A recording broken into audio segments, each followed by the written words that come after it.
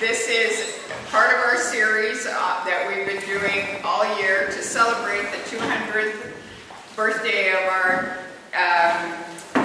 the building we're meeting in.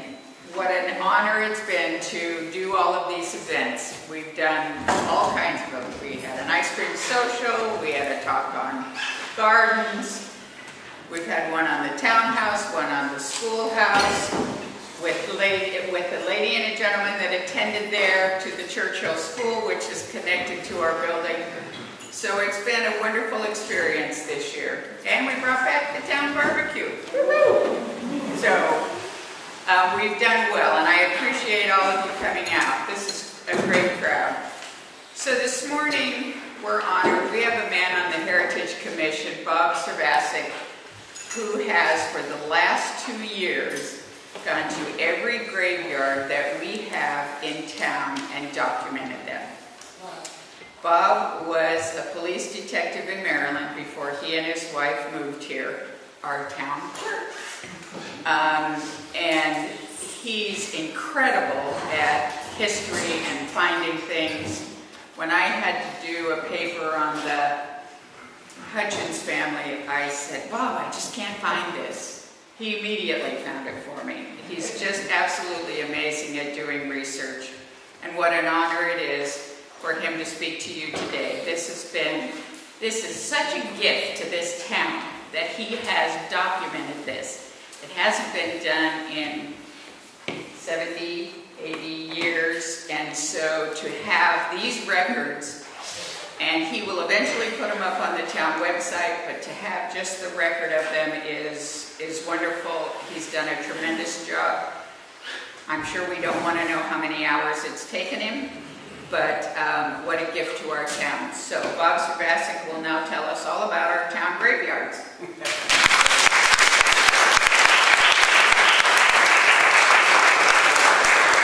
I wasn't really sure who she was talking about. Anyway, I am Bob Servacek. Been with the Heritage Commission for around 5 years now. And I thought about where do I start? I mean, we're looking at 2 years of work, and they want me to condense it into a 45-minute talk. Difficult. But what I want to do is there's a starting point to this, and I thought about this and I wondered, where did this begin? Because in 2016 when we moved here, I did not come here thinking I was going to, dig into graveyards. Not dig into graveyards, but actually record graveyards. That was not my intent when Karen and I moved here in 2016. But there came a time, when I think about this, there came a time in 2019 when we met Susan Reagan. And Susan this thing got to the point where when she woke up every morning and looked out, she saw that red truck parked at the graveyard. And she knew Bob was in there somewhere, doing something. So, Susan has on her property at that time, and she lived there, she has the Isaac Kate graveyard. And there are 15 burials on the graveyard. And, as Karen and I stopped and socialized with Susan, I just sort of would meander into the graveyard, and you look at the stones, you start reading some of the names, you start noticing there's depressions in the ground. So what I did is, I got interested in that. I started to wonder, who are these people? The Kate family. So what I did is if you're into genealogy, you certainly know Ancestry.com. I mean, if you want anything and everything about a person, go to the site Ancestry.com. They have everything. The federal censuses, beginning from 1790.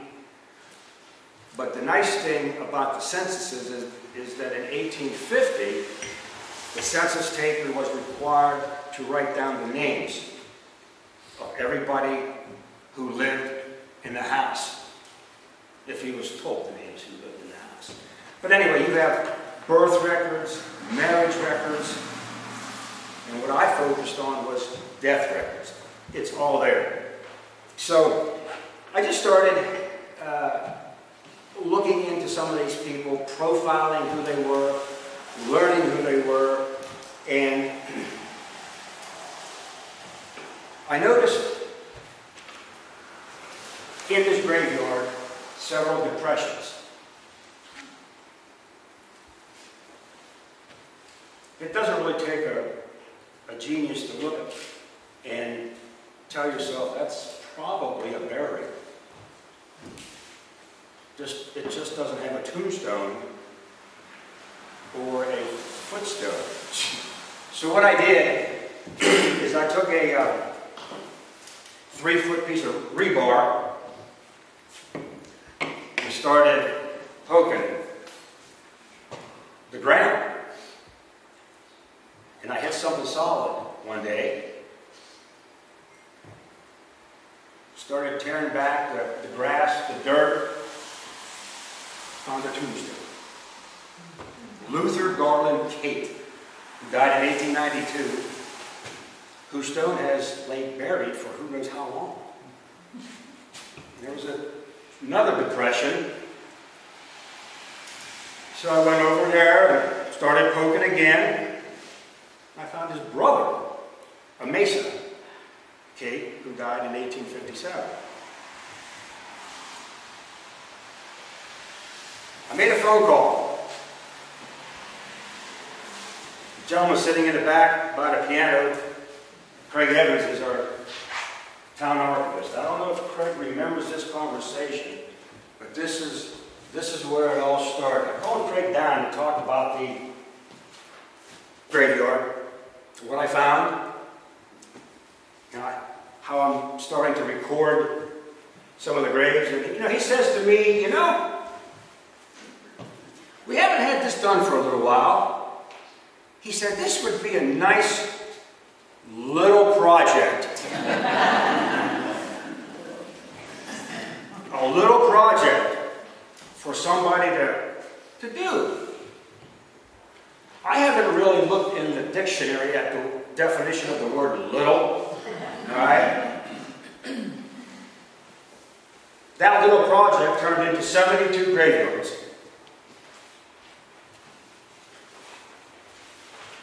1,054 burials. Now what I need to explain to you, of that 1,054 burials, 760 are engraved tombstones. Okay? Tombstones that are either standing or laying flat. I can stand here and tell you there is not one tombstone in this town that has not been recorded. Not one single tombstone. Every tombstone has been recorded by recording the inscriptions from top to bottom on each of those stones. Now you're sitting there saying there's no way this guy in 2023 can look at all these stones, and some of them haven't gotten to the point where you can't read them. How's he can't do that? Well, in a few minutes I'm going to explain to you and show you the secret weapon that allowed me to do this. Of that 1,054 burials, 294 are unmarked fieldstones. Now, when I thought about this, instead of just simply zipping right past this, I'm sure there are people here who have no idea what a fieldstone grave is. Okay? What you have to understand is, a long time ago, on 150, 200 years. There are families who cannot afford your typical standard tombstone. But they had to bury the family member. So what they did is they simply buried that person. They just walked into the woods and found the nicest, flattest, tallest, widest stone and sunk it at the head of the burial. Now, 150 years ago, they knew who that is. All right? They're still living on the farm. They know who's buried under the stone. Today, we don't. This is the sad part. There are 294 burials, fieldstone burials. We have no idea who these people are. Absolutely no idea.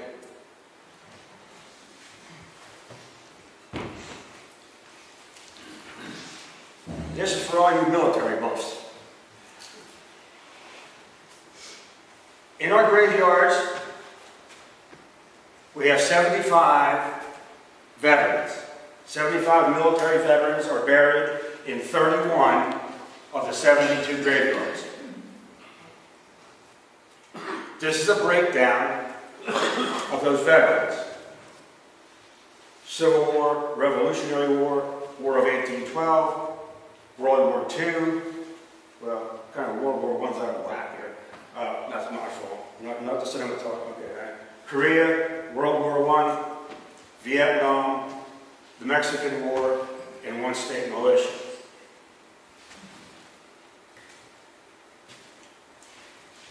Take a swig. My mouth gets dry.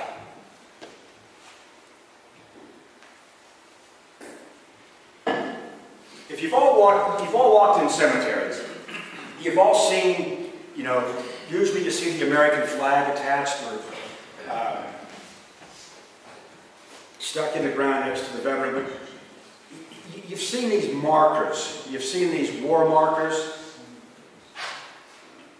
And what I have represented here, the very, very old cast iron markers are usually where you had the Civil War, the Revolutionary War, and the War of 1812. These are just 3 markers from 3 different graveyards here in Brookfield. But 30 of the 75 veterans do not have the appropriate war marker on their grave. 45 do.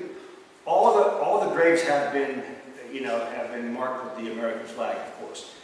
But there's 30 of the veterans do not have these war markers. So in talking to Mary Lou and I discussed this, and through the Heritage Commission next year, what we're going to do is we're going to see that all 75 veterans have the appropriate war marker as well as the American flag.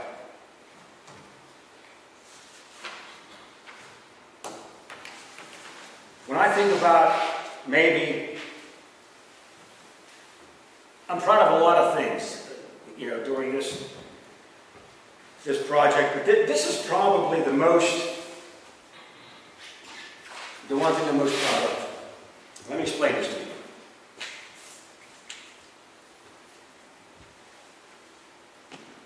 Currently, there are 602 names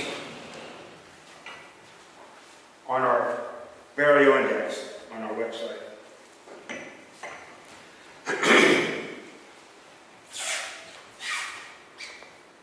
What I recorded are the names of 158 people who have never ever been recorded in this town.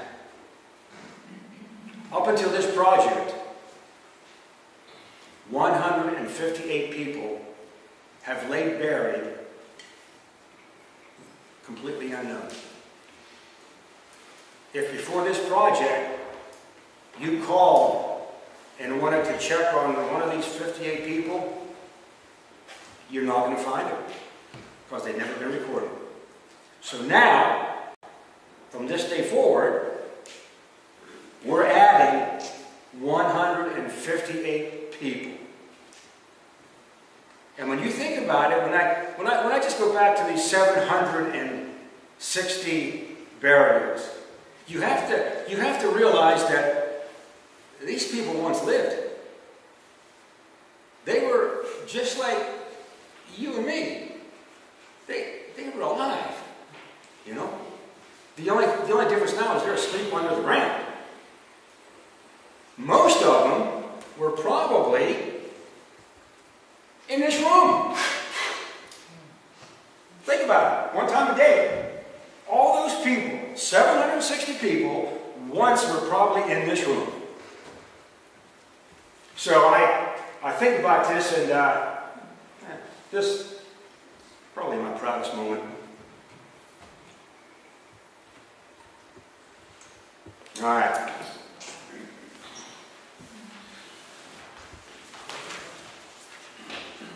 Secret weapon. This is Adelaide Hughes.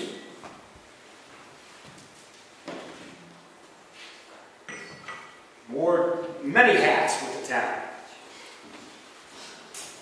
1908, 1992. She and her husband they're buried on the other end of Governor's Road in the Ferguson Chamberlain graveyard. She was important to the town. But it's what she did. It's what she did in 1946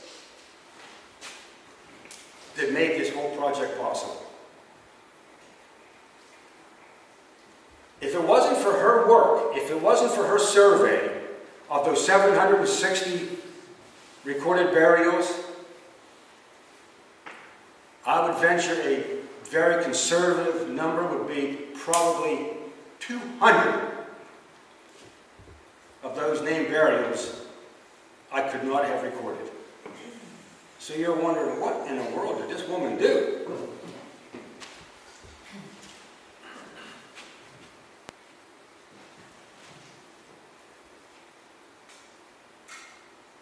On 2 spiral bond tablets in 1946, Adelaide went and visited all the graveyards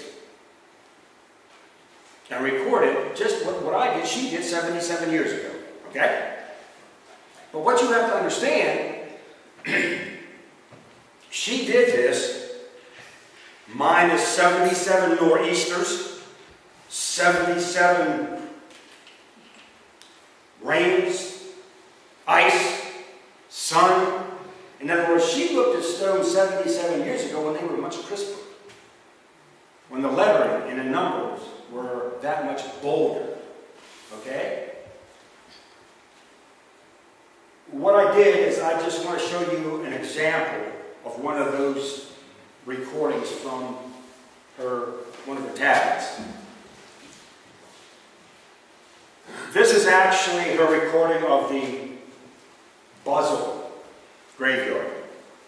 The Buzzell graveyard is located, you shoot down 109, you cross over to Governor's Road, and right at the intersection of Governor's Road and Moose Mountain Road, if you look to your left, right along the road, there's some stones in there. That's the Buzzell graveyard. So what Adelaide did is she recorded. And the red is focusing on this particular gravestone here. This is Anna Buzzell, okay? And you can see that what she did, Hannah, wife of Joseph Buzzell, who died August 3rd, 1884. Now, here's something that I learned. This symbol at the bottom, oh, isn't that lovely? How that's done? Is Latin. It's a Latin symbol which means age equivalent. Okay? You will find this on every tombstone, every 19th century tombstone at the very bottom. You see this A, what I call the AE number. Now what that means is what they did back then is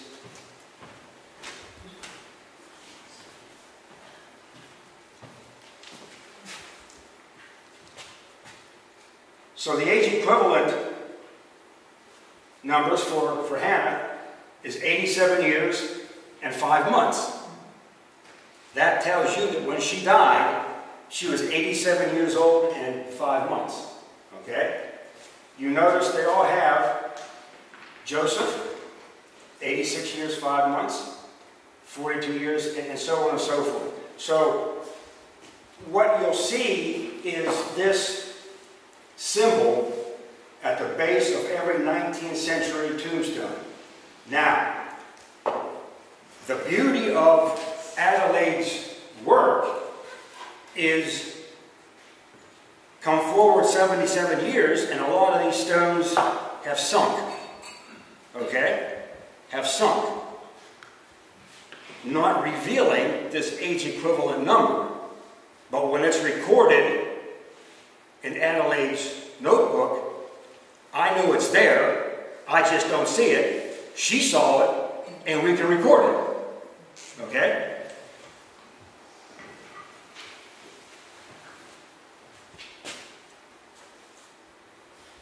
I can barely read this stone,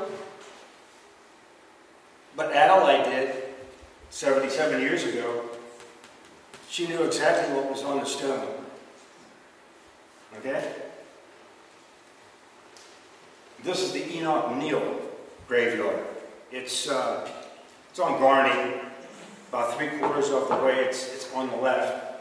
And but again, the other thing that Adelaide did is she gave us directions.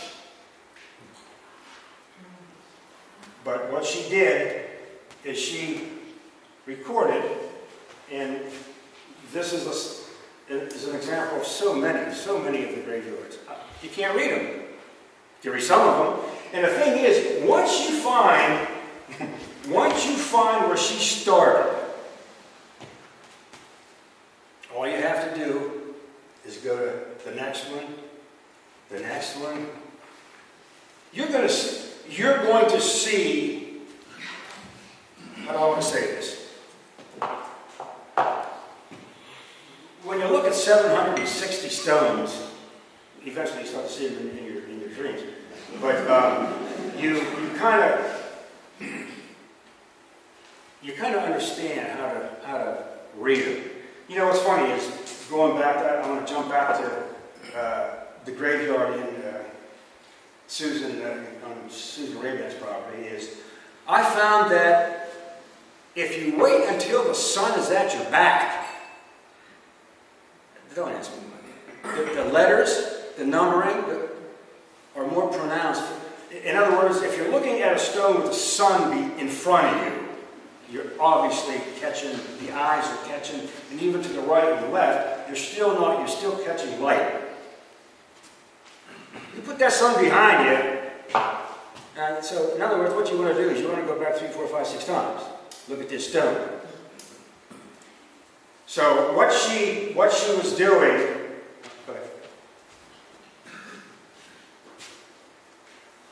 here's another one. This is the DeLand graveyard, and this one's off Drew Farm Road. You go out, you got the Drew Farms, the subdivision, Curry's Way, Drew Farm Road. This one sets back. This is the Thomas DeLand. DeLand graveyard. I know this is Horace, but I can't. So all you want, again, you find Horace W., son of Thomas and Mary F. DeLand, died. When I saw this, boy chained, said, what? You know, what do we got here? Like, you know, we're going to talk about that later. You won't believe what happened to this. He was 18 years old, but anyway.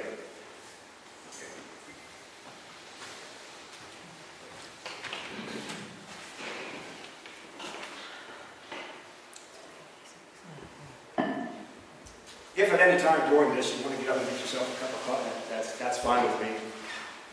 All right, so what I did, so what do you do with the data? What do you do with all this data?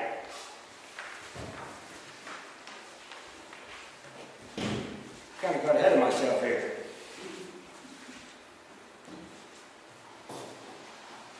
Wait a minute. All right.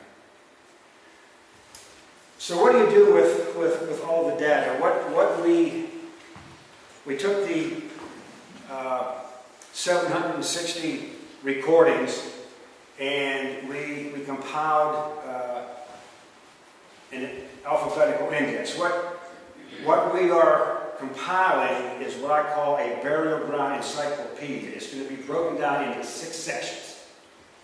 The first section will be an alphabetical index by surname of all the 760 burials.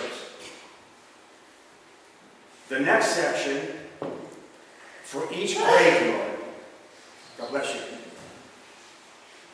for each graveyard, there's going to be, you'll see a picture,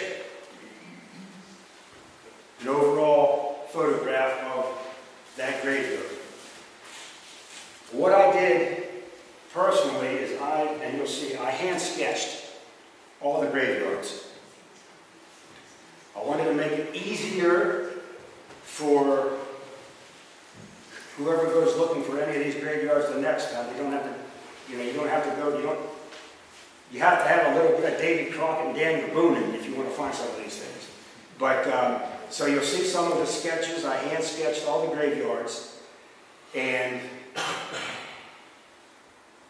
with each sketch, there's an inscription page that goes with every graveyard. In other words, all 760 stones, all 760 inscriptions have been recorded word for word, number for number, letter for letter. All you have to do is go to this page for each graveyard. And instead of actually going to the graveyard and trying to read what's on those stones, you have it right in front of you. Every inscription.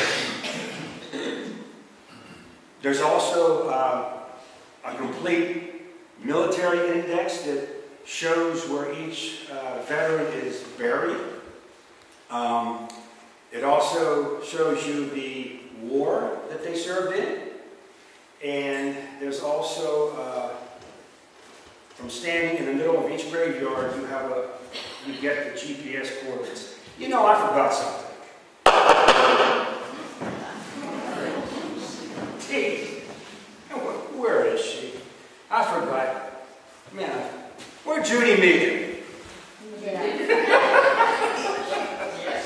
you did forget. I'm sorry. Got to jump back to Adelaide Hughes. All right, we're going to jump back here a minute. And when I first met Judy, I went to her because I was told she was the person to go to if you want to know anything about, Brookfield. She's been here a while. And so I went to her and I said, Judy, do you know anything about these graveyards and Adelaide Hughes? When she told me that back in 1946, when Adelaide was doing her survey, as a 10-year-old girl, she went with Adelaide and helped record the graveyards. Now, no. Remember, you still owe me the coffee, the Danish, in the kitchen? Remember? Okay? You good? All right. She said, the reason Adelaide took me with her is because I could read the tombstones upside down. So to this day, I have absolutely no idea what that means. So what we're going to do one day is Judy and I are going to find a graveyard. We're going to walk in there, I'm going to show her stuff, and then she's going to show me how you read it upside down. But anyway, it's been a pleasure, a true pleasure meeting Judy Meeker. So thank you for being here, Judy.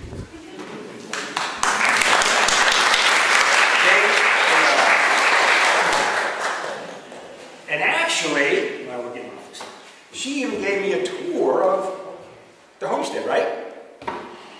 And said anytime I want to come fish, I can fish off her dock. It's off of the Kingswood Lake thing, you know what I mean? Thank you, Judy. Thank you. I'm completely lost now. All right, this is... when we speak about the alphabetical index, the 760 burial. This is just the first page. I just want to show you what all 760 burials look like on the alphabetical index, A to Z. You have the surname, the first and middle. For a female, if the maiden name is known, it's listed. All the graveyards are numbered. All the graveyards have a name. And it gives you the birth year, the death year, and if the person is a military veteran, it'll show you in that far column what war they served in. So this is the alphabetical index. In other words, you're going to be looking at a large binder, all right? And we guess it's going to be somewhere between 185 and 200 pages of data, of information. This is the first section that you'll go to. When you think about it, when somebody is looking for a burial, they're going to have, they have a name, all right? They're not going to know the graveyard name, the graveyard, the number of the graveyard, the number of the grave in there. So this is probably, it's all important. But the alphabetical index, and what we're going to do is, talking to Craig, we're going to actually put this on the website. We're planning on putting this along with the military index on the website. The next section after the alphabetical index is each section. The section will have a photograph of all the graveyards. I apologize for the quality of some of these photographs, but when you're using an iPhone and the equipment, they don't come out. But this is actually a shot. Joe Sutter lives on the property now, has the Isaac Kate graveyard. And this is not shot straight in, this is sort of on an angle. This is laying true. This is on the property. Ed Gauthier, our selectman, this is on his property. And this is the John Garland graveyard. I think Dave Spinazzola is here somewhere. And this graveyard is across from his house. Carrie's here. Carrie is here, who owns the property where the graveyard is. Thank you. For years, I saw talking about Dave. Well, unfortunately, he's a Red Sox fan, a Patriots fan. Kind of you have to sort of, this is not the time there's really not a time to talk to him. But anyway, so I often wondered there was always some geraniums sitting in that graveyard. And Dave did that. Dave made it a point to put a nice little vase with the geraniums in it. So, but anyway, so what each graveyard is going to have, and we'll have a nice colored photograph. Boy, this looks busy. When I talk about sketches, all right, I'm going to show you an example of 3 of my sketches on 3 of the graveyards. This is the Thomas Deland graveyard. It's off of Wentworth Road. It's in the Drew Farm subdivision. And you ought to go try and find it. I mean, this was a real treat. Actually, to find it, what I've done is the actual graveyard is in the woods.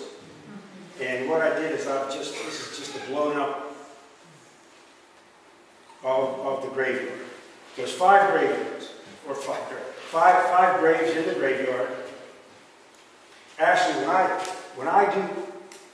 when I do this, when the numbers are side by side, or that goes together, that tells me that both of those burials are on the same stone. That is what that tells me. So then what you have is actually, when you come down, what I've done is to make it simple for those who come after us, is the 760 burials in all these graveyards. Every grave has a number. Every grave has a number. In Joe's case, where he has 15 burials of the Kate family, they are all numbered 1 through 15. If you go to the inscription page and you want to see where in the graveyard a particular person is buried, all you do is go to the name. And in this case, if you're looking to find Horace Deland, and you find him here, the inscription that's on his stone, you see that he's in grave number 3. Isn't that lovely how she does it? You go to the graveyard, you look for grave number 3, and that's where he's at. This one is not that hard because you only got 5 graves. In other words, have you ever gone to a cemetery and just turned circles trying to find somebody? Well, that's not going to happen in Brookfield. In other words, we do have graveyards that go into the teens, into the 20s, the number. But the thing is, all you have to do, and the encyclopedia, if you're looking for somebody, you just go next door, pull it off the shelf, copy the sketch. If you can find the graveyard, and you'll know exactly, before you even go into the graveyard, where to go to find the grave. So, okay. Craig, I got you without a hat. Huh? Yeah, that's why I did this on purpose. But anyway. Getting wound up now. Got that sugar, I guess. But anyway, this is the Isaac Kate graveyard. 289. You shoot down here. You go through what I call the triangle onto Governor's Road, past the big white house, and 289. And Joe, I hope you don't mind me mentioning your name. And it's too late, right? Yeah. But Susan Rayban once lived on this property. Joe Southern now lives on the property with his family. And we have, we talked about it, but there are 15 burials. And the reason for the pictures, all right?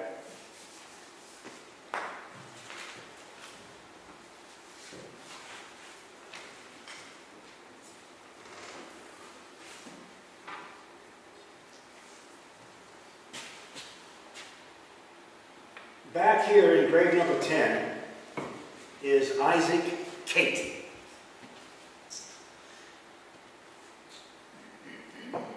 When you go back in time, when you go back to when Brookfield became Brookfield,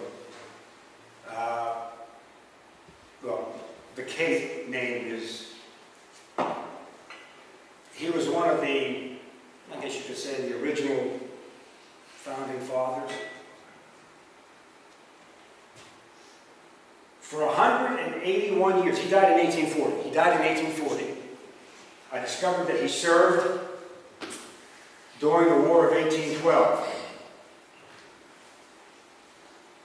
Never had a flag, never had a marker.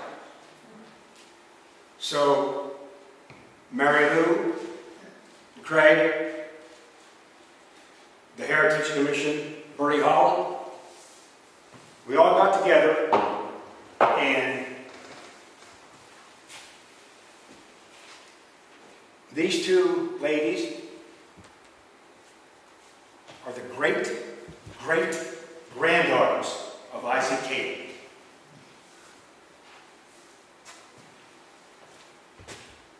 This was in September of 2021.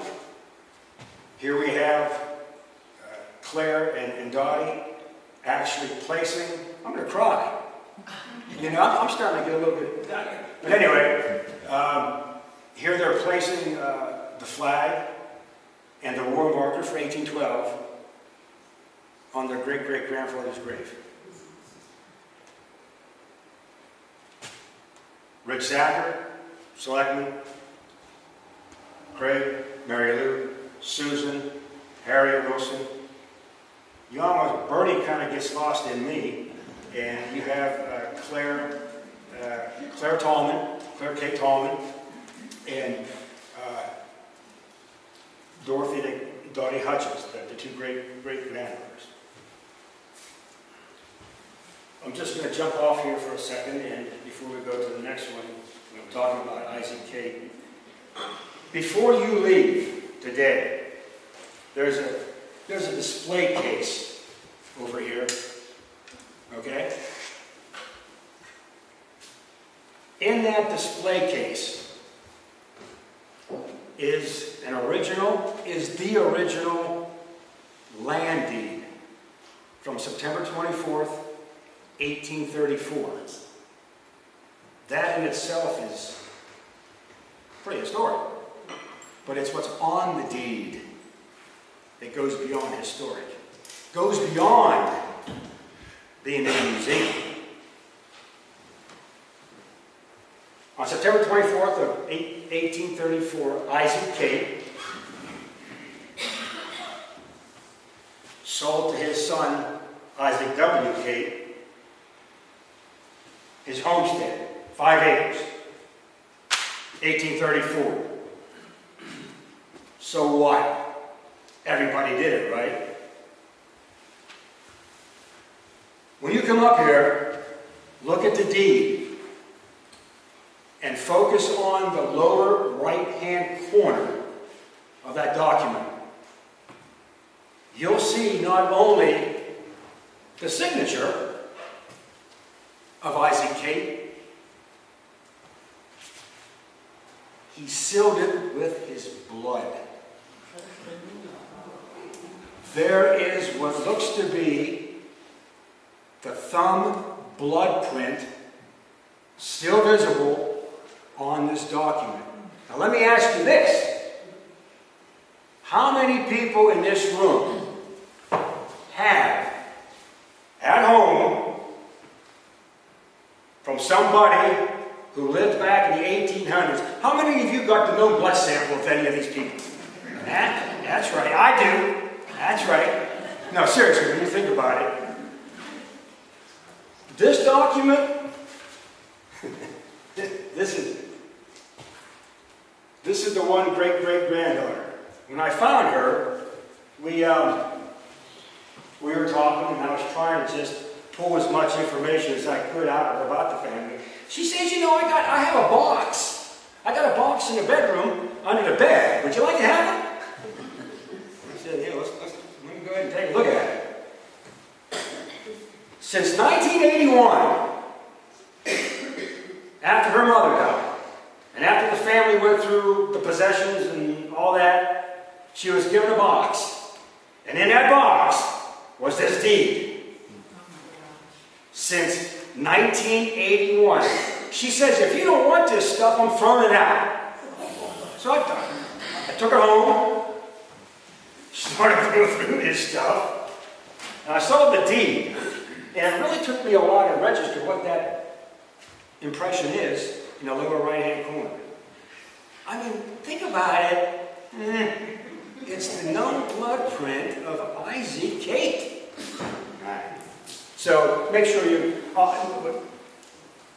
Okay, I forgot to say at the beginning if we could hold the questions till I'm done. It's not a question, it's just that there's another connection. Judy Meekins was born in that house. Not this house. Yes, okay, yeah. Yes.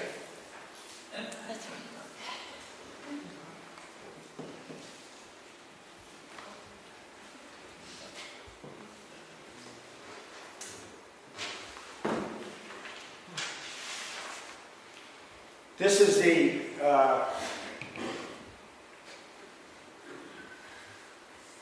lake. Let me find it here.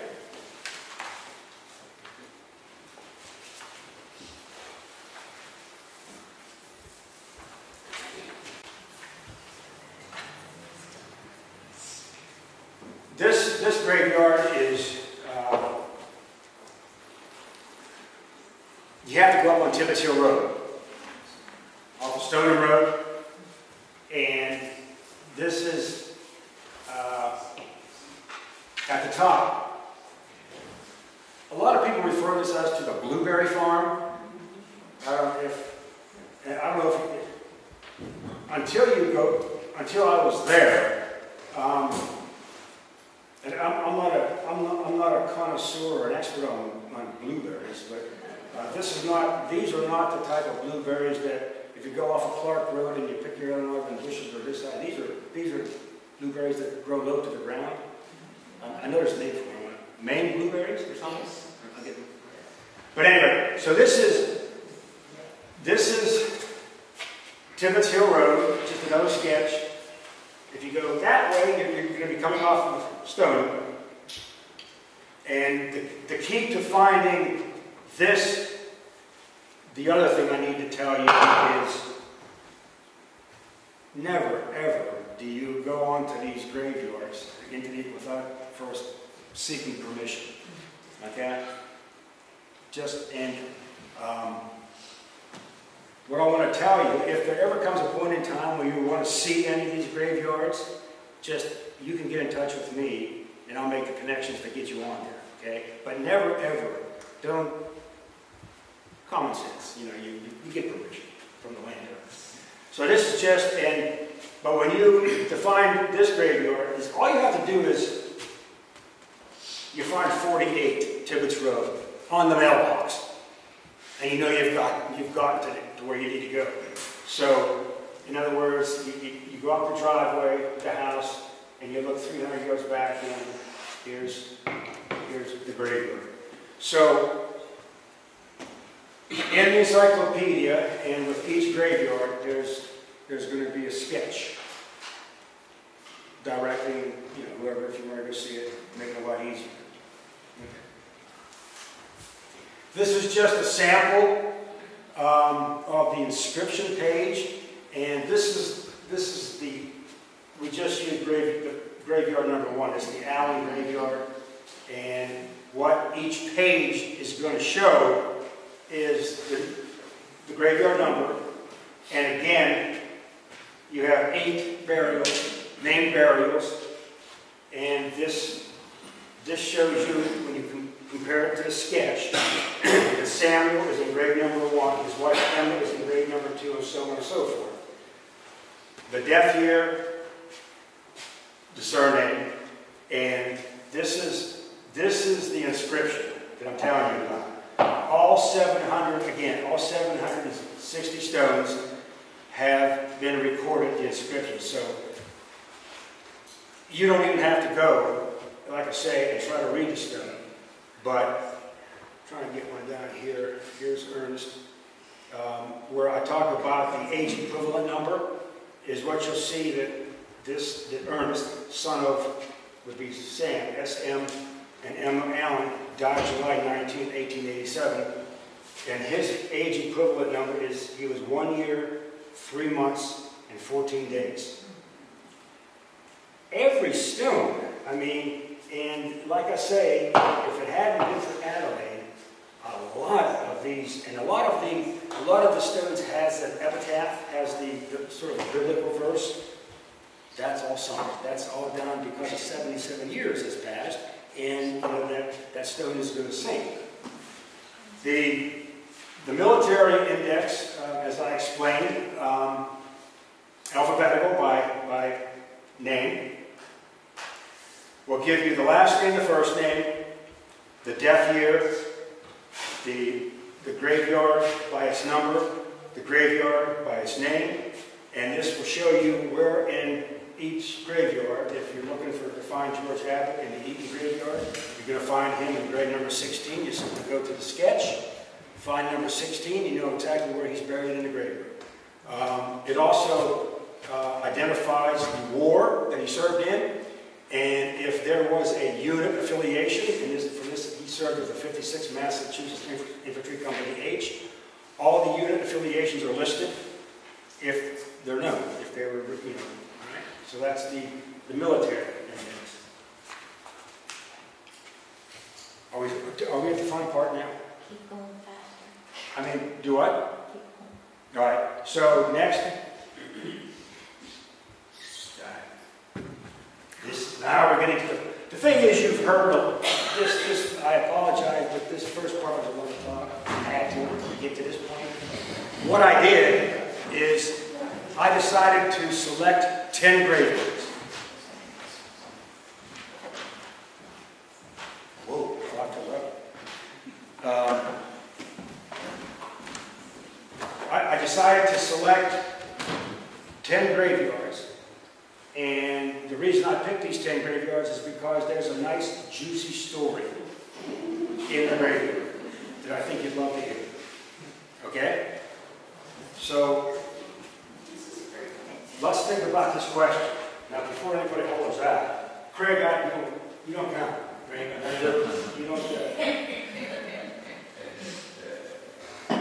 You two stay out of this. How many people know the answer to this? I told Craig. All right, okay. That's good. This is Joseph Buzzell. Joseph B. Buzzell. Selected in 1872 and 1873. If you have the book, Our Yesterdays, and I think if you turn to page 476, you'll find the story about the murder.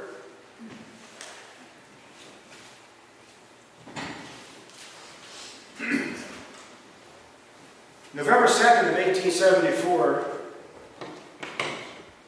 Susan Hanson was murdered.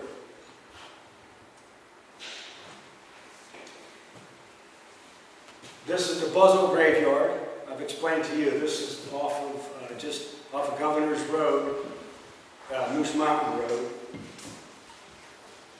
This is Joseph Buzzell's stone in the graveyard. You're actually just looking straight in from Governor's Road. I mow this 4 times a year. Keep it open. Anyway, so this is Joseph's stone. This is Susan Hanson. She's buried in the Old Town Cemetery on Lyford. If you take Lyford and you pass Clark, you'll find it on the left-hand side. This is the Hanson family graveyard.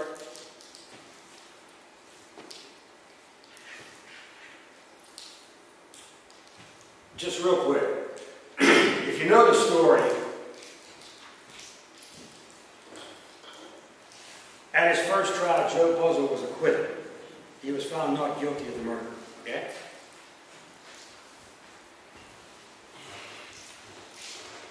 But he couldn't let it go. He remembered some people who testified against him, so he had to get even.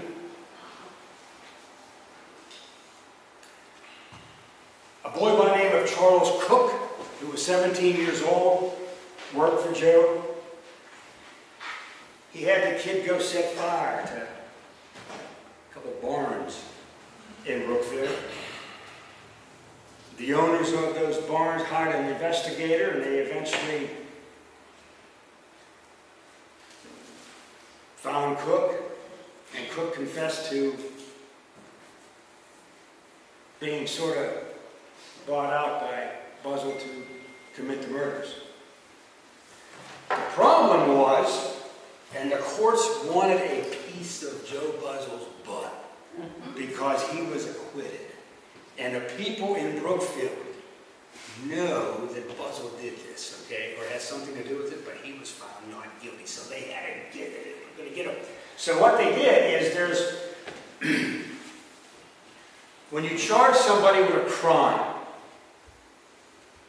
and in this case, at his first trial, he was charged with the murder of Susan Hanson.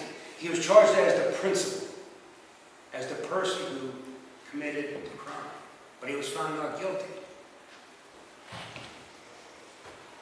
There's a thing called double jeopardy. Is when you're acquitted of a crime, you cannot be tried a second time for that same crime as the principal. So they worked on it, and they worked on it, and they come up with something. They thought, well, wait a minute. He certainly knew about this before it happened. There's such a crime as being an accessory before the fact. Okay? And in this case, before the fact of what? Before the fact of murder. The penalty, the same as if you committed the crime, death. So what they did is they yoked him back in, and they charged him with being accessory before the fact. This time, he was convicted. The second trial started in June of 1878. Joe went to jail, was sentenced to be hanged, and he was hanged on July 10th of 1879. Now, I thought you'd like this. Well, back here, you want to take a look at this when we're done. This is from the New Hampshire Patriot, and it's dated July 17th, 1879. This is the whole story about the Hanson murder and about Buzzle's execution. So that's just here. Joe had two daughters, Ada, who was 3 and he had a 10-month-old girl named Gracie. When Joe went to jail, when he went to New Hampshire State Prison in July of 1878, after having been convicted the second time of the murder of Susan Hanson, Gracie died. She was 10 months old, lung fever. Joe was in jail. Was never a part of that. This is, and I want to read this to you. This is the letter that Joe Buzzle wrote to his wife the day before he was hanged. Okay?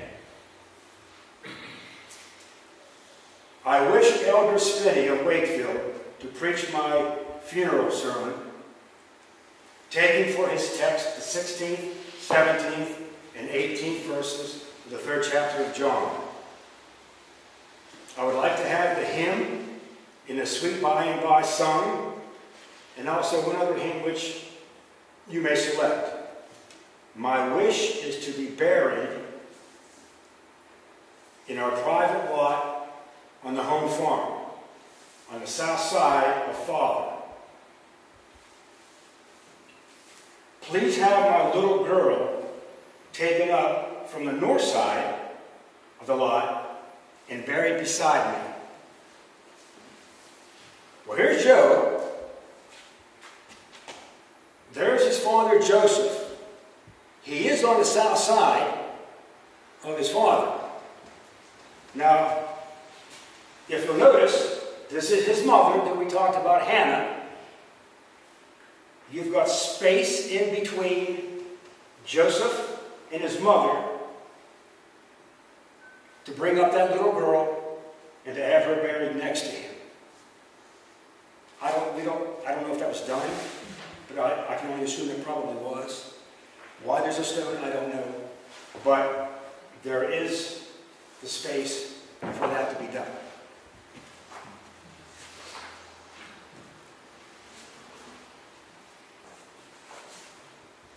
We're getting there. You got anything to do by 4 o'clock? Craig said this would happen. All right, this is the now. I've been corrected about 50 times on how to say this name. It's not Skagel. And actually, I'm going to say Sandy Byrne, who lives across from this graveyard, she's the one who put the final stamp on this. It's pronounced schedule. As if it was S-C-H-E-D, schedule. So this is the schedule graveyard.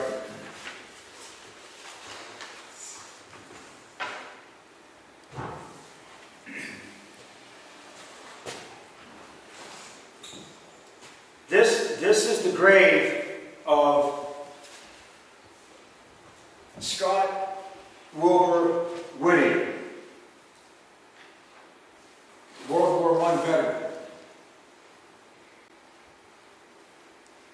The reason he's in the schedule graveyard is he married the daughter, or a daughter, of Arthur and Emma Schedule, Ellen Schedule, and actually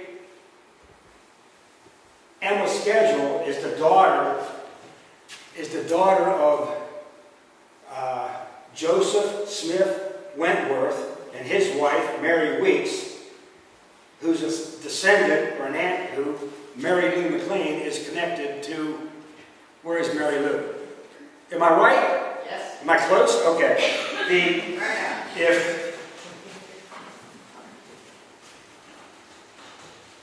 If you've ever been to, or if you've had a chance to get to the Union Railroad Station, there's a cobbler shack that they just put in there last year, had it hauled from Brookfield down to there. That cobbler was Mary Lou's descendant, Joseph Smith Wentworth. So they're buried in the graveyard also. Scott Whittier was a World War I veteran. He had just returned home from France in April of 1919. Worked in East Rochester, and on September the 3rd of 1919, he was on his way home. If you come up 16 today and you make the right onto 153 there where the gas station is, the Union Meadows Lake is on the right, you take 153 and you head toward Sanbornville. You eventually, as you continue on, you can hook that left and go up onto 16 and run north and south. You go right past that. The railroad tracks cross the road. I think it's Whippoorwill. This is Whippoorwill.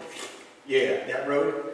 And just beyond that is the railroad tracks. He was on his motorcycle and he got hit by the train. Fractured skull, And his wife at the time was 5 months pregnant, and he died because of this accident. I should read this to you. Private Scott Wilbur Whittier of East Wolfboro was killed Wednesday, September 3rd, 1919, at the Hutchins Crossing below Sanbornville when he was struck by a train as he attempted to cross on his motorcycle. He had been at work at North Rochester and was returning home to spend the evening. You know, you really should look at some of these old newspapers. I mean, just the reporting, okay? Why does it matter that he was going to spend the evening at home? You know, what does it matter? I mean, he was on his way home, okay, I get that. But to spend the evening? He was 24 years and 21 days old. He is survived by his wife, daughter of Arthur's Schedule of Brookfield, whom he married in July 1917, father, stepmother, 3 sisters, and 2 brothers. He was a member of the Methodist Church. He had served 18 months in France in the 102nd Machine Gun Battalion and had seen some of the hottest fighting of the war. Sad part about this story, his wife, at the time of the accident, was pregnant, 5 months pregnant. So Scott never saw his son. The boy was born on January the 16th, 1920. Took his father's name, Scott Wilbur Whittier. And the boy grew to be 86 years old and died on February 22nd, 2006, and is buried in the Forest Glade Cemetery in Summersworth, New Hampshire. That one's going to be on the test. The Lang Graveyard. This is, you go out Barney, that's on the left. Right, nice block steps to go up to it. This is the grave of Daniel Lang. And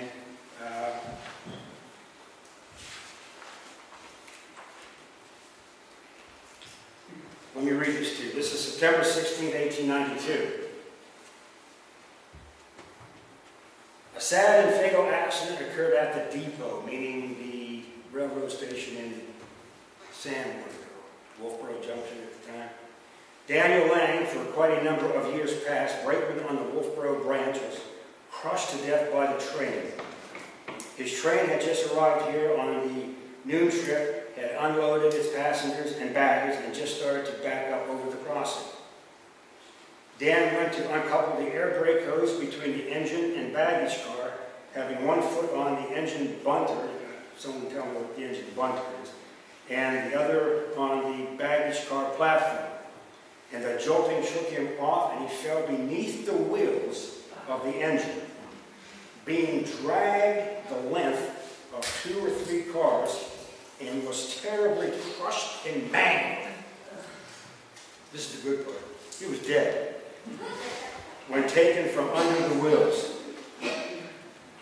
He was immediately taken to the house of his brother Reed Lang, who's also buried in this graveyard. Deceased was 23 years old and highly esteemed by his many friends. The other thing I show you on Daniel's grave, there were a lot of, not a lot, but several men belonged to a lot of the fraternal organizations. Freemasons, the Grand Army of the Republic. This is the Knights of Pythias. You have the Independent Order of Oddfellows, but Dan, along with I think 7 other men in Brookfield, belong to, I just think this is a very beautiful looking grave marker, okay? So I put that up there. And this is just a representative, this is what the station would have looked at about the time of his death.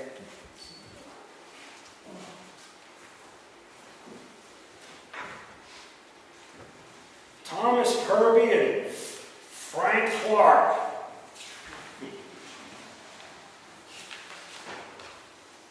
That photo, this is the Hutchins graveyard.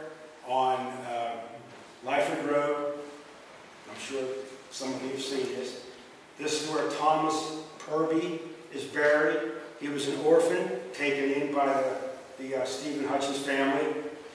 Over here is a young, they were both 18 years old.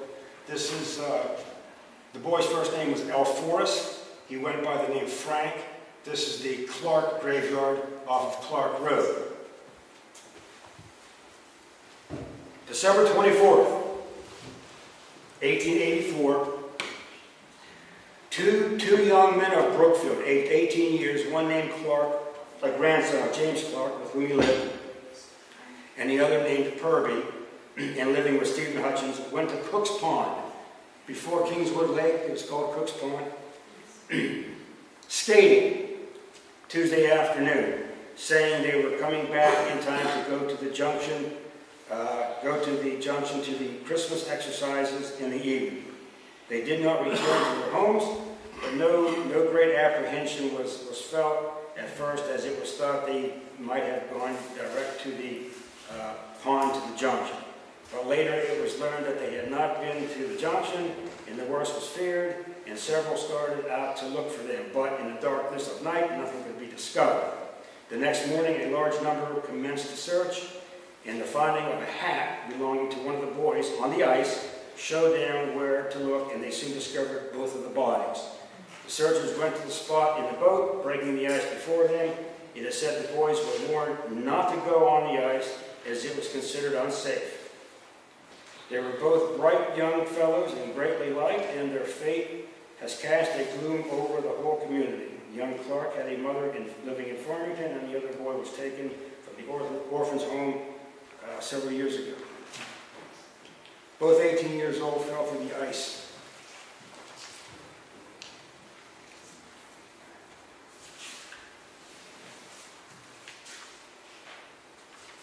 This is the one you're not going to believe. I have,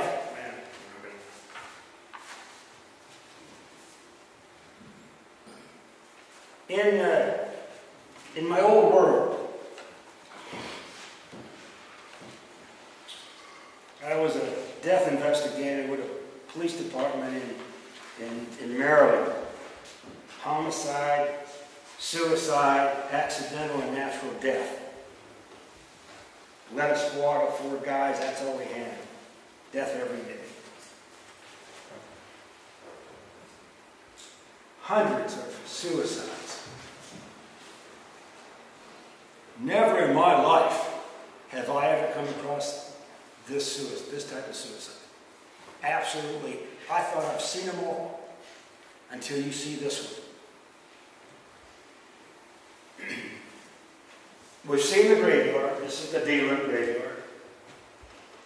And this is the grave of Horace Deland. Just take a swig of this. I'm going to read to you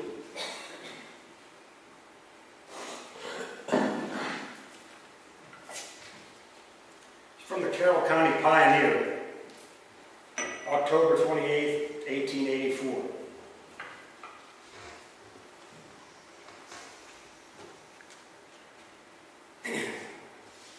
On the morning of Tuesday, October 28th, his folks went to his room to call him to breakfast. But he was not there. And a note directed to his brother, which they found on the stand, stated that life had become a burden to him and that he had decided to destroy himself. The note also told that his remains would be found in the back field. Search was immediately made, and his body was discovered in the ashes of a brush heap, which was entirely consumed. He was burned so as to be unrecognizable. It seems that he got up sometime during Tuesday night, and in his stocking feet went over to the back field and crawled into a large pile of pine brush which was there. He fastened himself to a pole among the brush by a chain and padlock. He then cut his throat with a razor. And before he died, he set fire to the brush.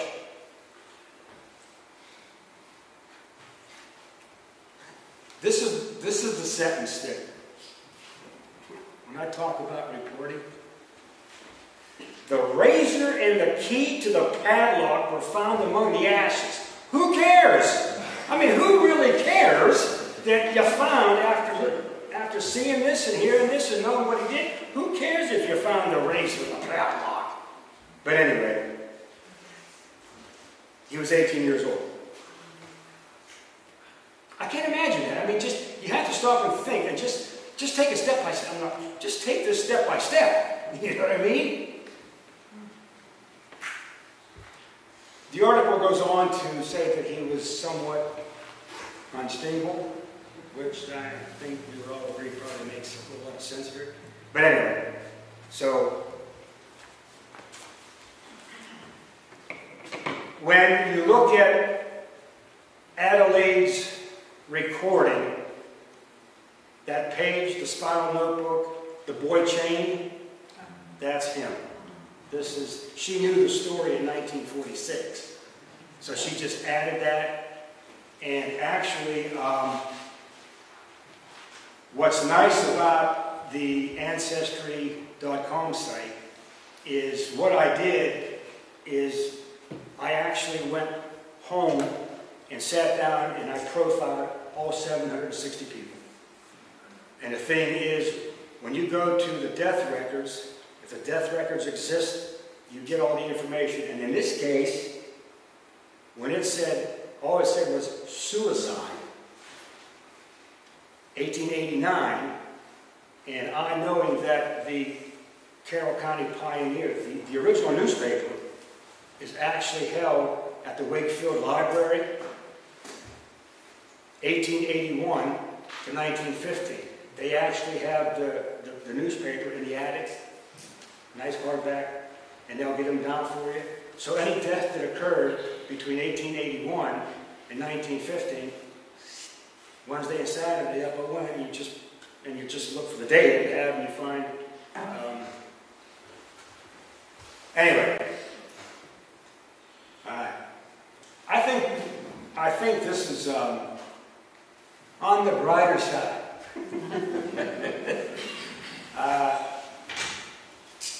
Who is the gentleman that presented a bell to the First Baptist Church in Wolfboro Falls in 1903, and then in 1907 presented to Brookfield the bell for our townhouse? This is not our bell. In other words, in 2019, I climbed the belfry at the First Baptist Church, and this is the photograph, which I believe is the sister bell to what we have. The answer to this is Frank Hutchins. There you go. It's Frank Hutchins.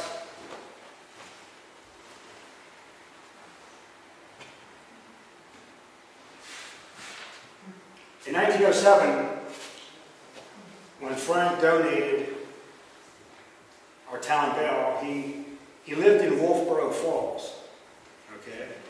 If you've ever been down and you've noticed this large Victorian mansion setting on a hill, that was Frank's house. Okay? He built that around 1885, and actually he became very wealthy in the Excelsior business. Excelsior is the soft wood shavings of the poplar tree. In other words, what they did back in the day, a long time ago, they used that to stuff furniture. You ever cut open one of that old, was it Stife, them bears? And you had all the wood shavings inside there? Well, that's from the poplar tree. And they also used it to pack crates and boxes and stuff like that. When I looked at when he died in 1910, I looked at his inventory. When he inventoried his property, I burned 5 cord of wood a year. They counted, because of course he's in the business, 900 cord of poplar wood. That's a lot of wood. But anyway, so this is where he lived. And of course we all know Ashley, Mary Lou, Heritage Commission in 2019. We rededicated the bell. I was hoping that, I don't think I invited the Hutchins, Frank's great-grandson, Richard. They live in Wolfboro, so I was hoping they would be here tonight. But anyway, they were in attendance in 2019 for the bell dedication. So.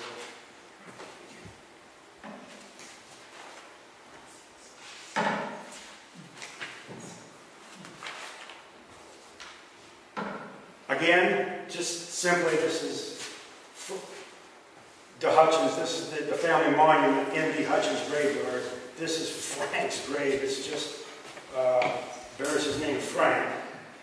The reason I show you Lyford Hutchins is he's the second son. Frank Hutchins had two sons, Frank Jr. and Lyford. Lyford is the only 3-war veteran that we have in Brookfield. He served World War II, Korea, and Vietnam.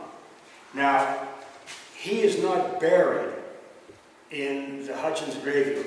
He's actually buried in Arlington National Cemetery in Virginia. The stone in the graveyard simply pays tribute to him.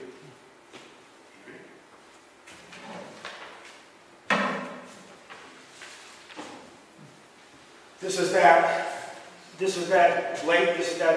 blueberry field graveyard that I'm telling you about, and the reason I show you the picture of John Blake, Civil War veteran.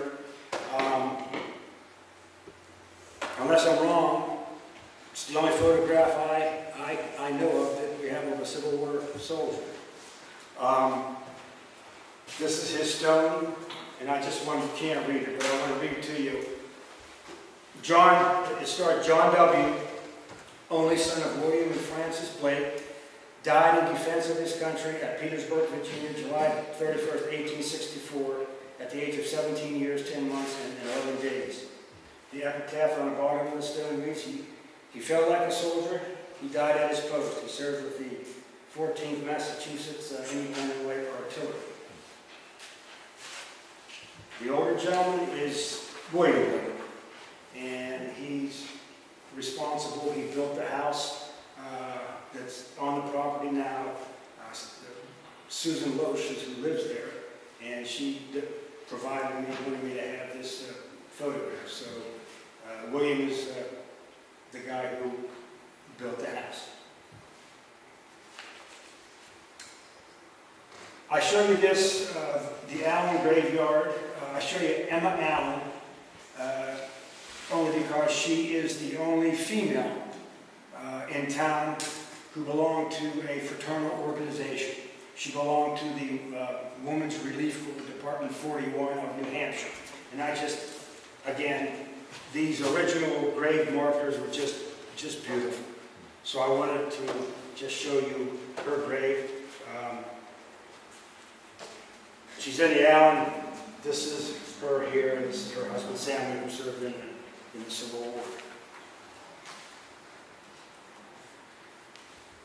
I think this might be, the one where, in the Newell Tibbetts graveyard. This graveyard is at the top of Tibbetts Hill Road.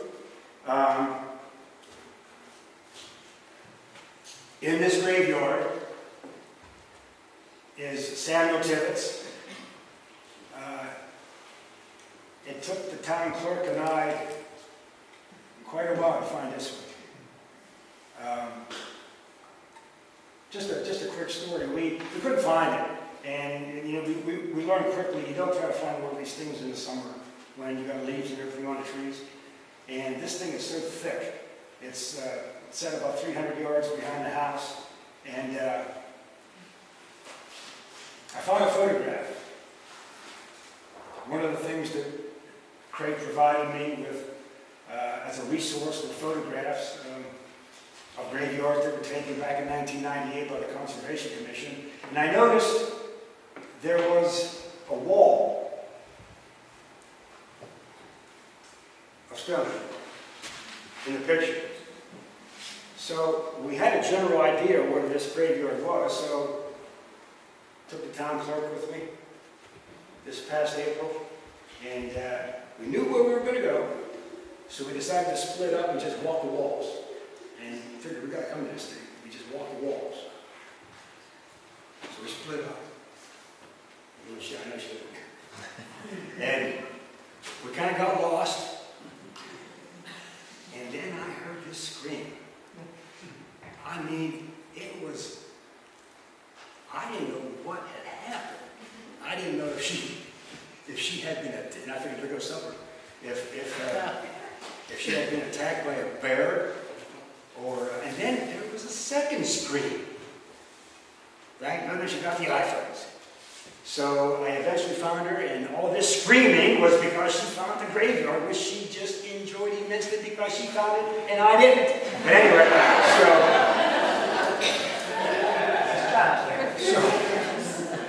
that's the only one she found. But anyway, so then in this graveyard is Samuel Tibbets. No flag, no marker, veteran of the War of 1812. So what we did, 174 years later, he died in 1849, had an extra marker on Memorial Day of this year. She and I went back and we set the flag and the marker on Sam's grave. So now, for the first time since he's been dead, 1849, he has his flag and his marker.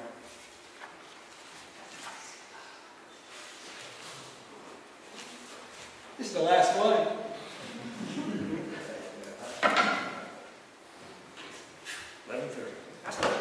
All right. I show you these two, I guess, because these are probably the most famous Revolutionary War soldiers in Brookfield. James Hackett and Phineas Johnson. This is the Hackett graveyard. It's off of Old Governor's Road. You can actually access this off of Old Governor's Road. We're going off of Carl Hill Road. It takes a little bit to find. And then this is the Goodhue Johnson graveyard off of, do you know where the Hake Sunflower Farm is? On Wentworth, if you look kind of back through the field, you'll see the wall and the gate and what have you. This would have been, died in 1802. The original grave was marked by a fieldstone, and then when Mary Lou and the Heritage Commission did in 2012, they had the new stone set. Had a reception and a dedication, and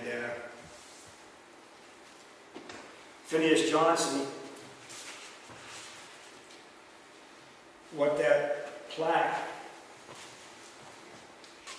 what this reads is Phineas Johnson, Revolutionary Soldier at Lexington, Concord, and Bunker Hill, 1775. And then it has his date of birth, 1747 to 1897. And it said in the lower right-hand corner, it was erected by A.F. and J.H. Stevenson, who, when I checked into it, did a little research, they are the great-grandsons of Phineas Johnson. All right. I just want to say a couple things about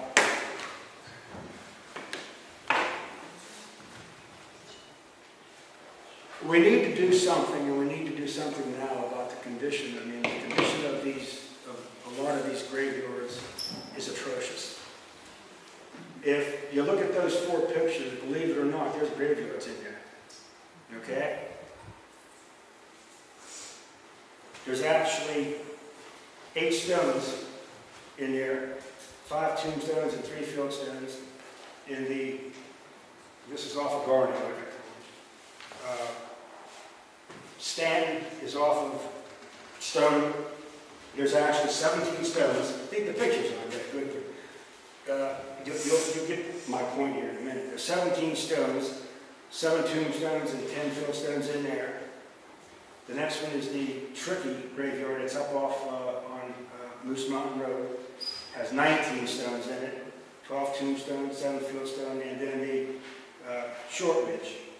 It's behind the big horse farm there at Lyford and Clark. Across there's 10 stones, 10 tombstones in there. We need to do something, and because if we don't do it now, I guarantee you, in 10 years, probably 50% of these graveyards are going to be, you won't be able to find them. The vegetation will just have taken over. So the thought is, with Mary Lou, Craig, Ed, we're going to sit down and we're going to get together, and we're thinking about forming a team, a full-time team, that systematically is going to take one graveyard at a time and clean these things up. Because like I say, I feel it's our responsibility. We can't let these people die to the point where they're gone. We have to keep them alive. And the only thing we can do is get in here and clean them up. What's on the back of that table, you know, we're talking about something that probably won't get started until next year. I have a form. It's a cleanup crew. If you would all be in, if you'd like to be involved, if you at all would be interested in joining the team to get involved with the cleanup, just put your name on there and your phone number, and we'll get in touch with you. The other thing that Mary Lou and I are going to do through the Heritage Commission is, I can stand up here and talk to you all day about these graveyards, okay? But unless you actually stand in one, you just don't understand. You don't get the feeling for what. There's nothing like standing in one of these 19th century graveyards and just looking at the stones, looking at the walls, and just trying to figure out and wondering what happened here. So what we're going to do is we're going to start a program, graveyard tours. All right? If at any time any of you would like to visit any of these graveyards, there's a sheet back there. You can sign up now, but if in the future you'd like to get into one of these things and to make it a lot simpler for you, just contact me, and the best way to do that is probably just let the town clerk know. She'll get in touch with me, put your name on the list, give her your number, I'll make the arrangements, and you'll jump in the old red pickup truck and away we'll go. And I'll tell you, there's a story in every graveyard. Every graveyard. If you don't do this, you're missing out on something very, very big. The other thing I can report on is that I have found no vandalism, no desecration, and no obvious signs of any theft from any of these burial grounds, which is a good thing. Hats off to the cemetery committee, Bertie. This is the Newtown graveyard, or Newtown Cemetery on Lyford, with the new gate installed. It's on Lyford Road.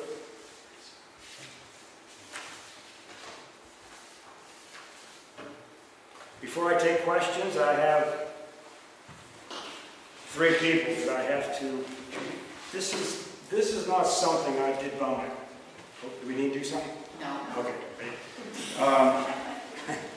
This is something that I did it, but Susan Ray-Ban. Now I didn't mean to scare you, don't. This is a good thing. This is going to be a good thing. It was in her graveyard that the foundation was built for me to do this. All right?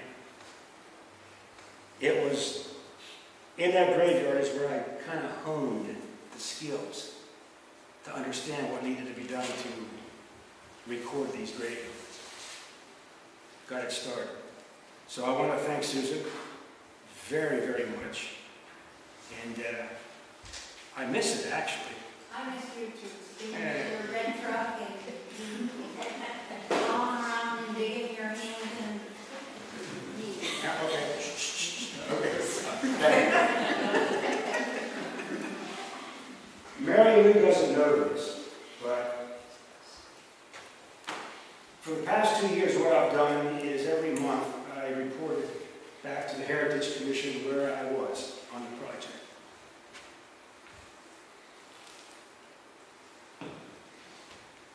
It was that young lady's enthusiasm for this project that when my tank was running low, she gave me that extra 5 gallons. She topped off the tank and kept me going. Thank you. Actually, we become history buffs. But I want to tell you this is, there's the guy who fell asleep at the piano. I caught you. I caught you. That's Craig Evans. He's the town archivist. If it hadn't been for that guy, and I say this in all sincerity, none of this, and I mean none of this, would have ever happened. He gave me every piece of resource that I needed. He dug out everything from the archives. Every past piece of research, everything.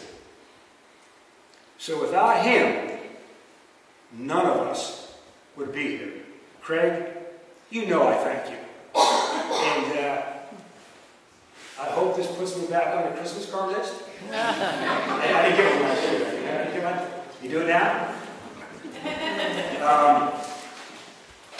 What's next? That's it. Thank you very much.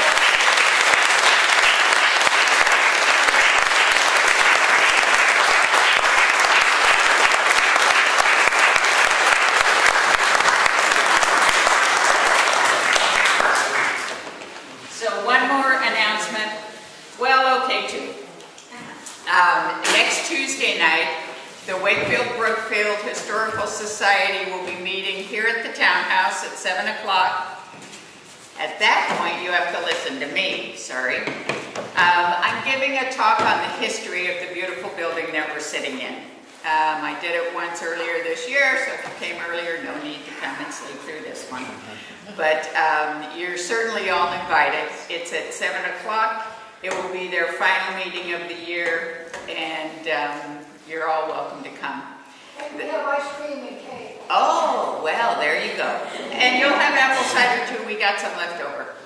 So the other one is that continuing our series on the town and all of the activities that we do, the last program will be November 4th, and it will be Craig Evans speaking on treasures from our archives.